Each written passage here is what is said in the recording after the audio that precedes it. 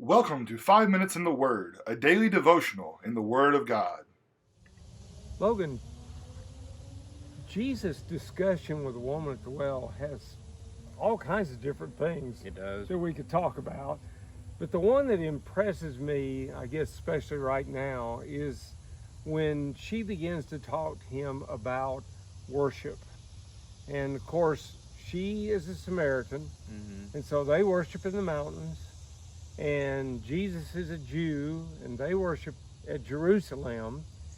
And she wants to know, where are we supposed to worship? Well, of course, Jesus indicates that they know what they're worshiping, whereas the Samaritans really don't know what they're worshiping because it's a man-made God, and it really doesn't mean anything. But then he goes on and says, but the time's coming when you can worship God, basically anywhere. And then he makes this statement, but the hour is coming, verse 23 of John 4, and now is, when the true worshipers will worship the Father in spirit and truth. For the Father is seeking such to worship him. God is spirit, and those who worship him must worship in spirit and truth. So, truth, I think I understand. Okay. What about spirit? Well, in order for us to open up this discussion of what is worshiping in spirit, let's look at Psalm 100. That kind of sheds some light on this. So now, Mr. Gary, more or less, this is how our attitude must be in our worship. Psalm 100, starting in verse 1. Make a joyful noise to the Lord, all the earth. Serve the Lord with gladness. Come into his presence with singing. Know that the Lord, he is God. It is he who made us, and we are his. We are his people and the sheep of his pasture. Enter his gates with thanksgiving and his courts with praise. Give thanks to him, bless his name.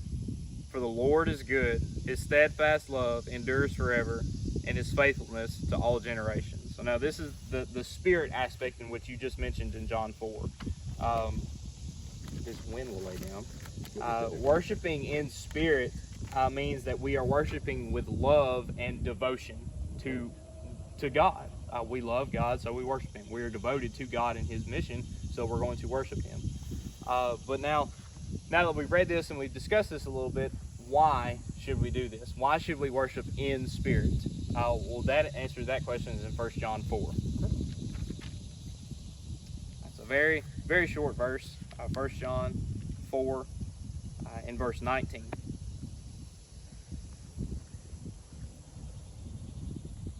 First John 4:19 says, we love because he first loved us. And it's always a good tie-in. The song that we sing, oh, how I love Jesus. Why do we love Jesus? Well, because he first loved me, and he first loved you too.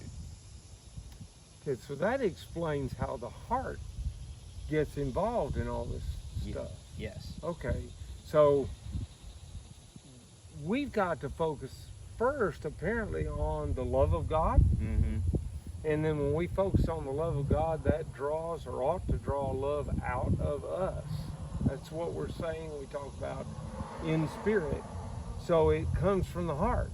Yes.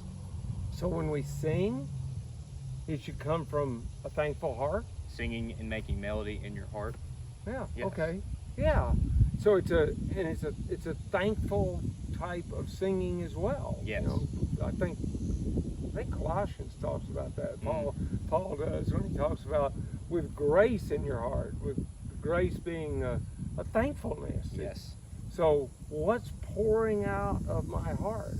It's my thanks to God for all that he did. Now, what song do you think of? And I'm not thinking of a specific one. So what song do you think of that really pours out that kind of thanks?